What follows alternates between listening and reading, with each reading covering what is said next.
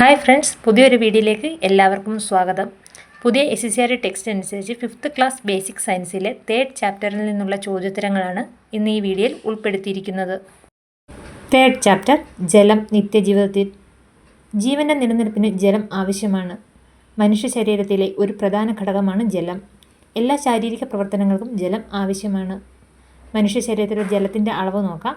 തലച്ചോർ 73%, രക്തം 94%, ശ്വാസകോശം 83%, വൃക്കകൾ 79%, പേശികൾ 75%, ഹൃദയം 75%, അസ്ഥികൾ 31%.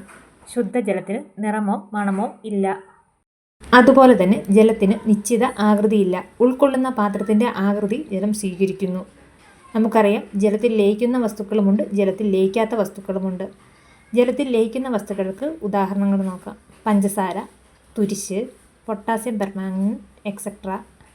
ജലത്തിൽ ലയിക്കാത്ത വസ്തുക്കളാണ് മണ്ണെണ്ണ, കർപ്പൂരം, മെഴുക് തുടങ്ങിയവ. ജലത്തിൽ ലയിച്ചു ചേർന്ന് ഓക്സിജനാണ് അക്വേറിയത്തിലെ മത്സ്യങ്ങൾ ശ്വസിക്കുന്നത്. ഇനി അടുത്തത് ലീനം, ലായകം, ലായനി നോക്കാം. ലയിച്ചു ചേരുന്ന വസ്തു ലീനം എന്ന് പറയുന്നു. ലീനം എന്തിലാണോ ലയിച്ചു ചേരുന്നത് ആ വസ്തു ലായകം എന്നറിയപ്പെടുന്നു. ലീനം ലായകത്തിൽ ലയിച്ചുണ്ടാകുന്നതിനെ ലായനി എന്ന് പറയുന്നു. ഉദാഹരണത്തിന്, കാർബൺ ഡയോക്സൈഡ് എന്ന ലീനം ജലം എന്ന ലായകത്തിൽ ലയിക്കുമ്പോൾ സോഡ ഉണ്ടാകുന്നു. മറ്റൊരു ഉദാഹരണമാണ് പഞ്ചസാര. പഞ്ചസാര എന്ന ലീനം ജലം എന്ന ലായകത്തിൽ ലയിക്കുമ്പോൾ പഞ്ചസാര ലായനി ഉണ്ടാകുന്നു. നെക്സ്റ്റ്, സാർവിക ലായകം. ജലത്തിന് നിരവധി വസ്തുക്കളെ ലയിപ്പിക്കാൻ കഴിവുള്ളതിന് സാർവിക ലായകം എന്ന് വിളിക്കുന്നു. നെക്സ്റ്റ്, ബാഷ്പീകരണം. ഒരു ദ്രാവകത്തിൻ്റെ ഉപരിതലത്തിൽ നിന്ന് ചെറിയ കണങ്ങൾ ചുറ്റുപാടിലേക്ക് വ്യാപിക്കുന്നതിന് ബാഷ്പീകരണം എന്ന് പറയുന്നു.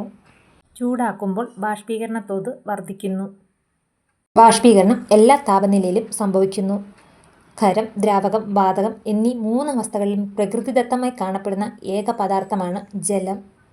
നെക്സ്റ്റ്, മഴ ഉണ്ടാകുന്നതിനെ കുറിച്ചാണ്. ജലാശയങ്ങളിലെയും സസ്യങ്ങളിലെയും ജലം സൂര്യൻ്റെ ചൂടേറ്റ് നീരാവിയായി അന്തരീക്ഷത്തിൽ എത്തുന്നു. ഈ നീരാവി തണുത്ത് മേഘമായും മേഘം തണുത്ത് മഴയായും മാറുന്നു. അങ്ങനെയാണ് മഴയുണ്ടാകുന്നത്. ഇനി ജലത്തിൻ്റെ സവിശേഷതകൾ നോക്കാം.